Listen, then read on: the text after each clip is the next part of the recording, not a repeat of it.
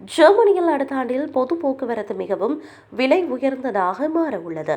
இதற்கமைய German ticket 58 யூரோக்களிலிருந்து 63 யூரோக்களாக அதிகரிக்க உள்ளது.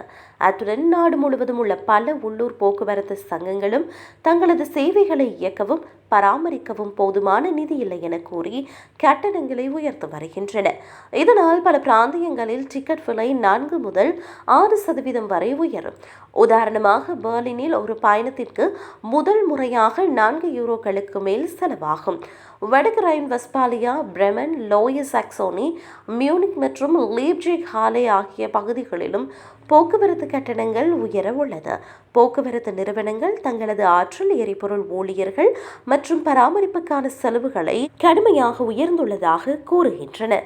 இவ்வாறு நிதி நிலைமை மிகவும் மோசமாக இருப்பதால் சில பிராந்தியங்கள் சேவைகளை குறைக்க திட்டமிட்டுள்ளன. பெர்லின், பிராண்டன்பர்கில் குறைவாக பயன்படுத்தப்படும் பாதைகளில் உள்ள புகையிரதங்கள் வார இறுதி நாட்களிலும் கூட்டமில்லாத நேரங்களிலும் ரத்து செய்யப்படலாம்.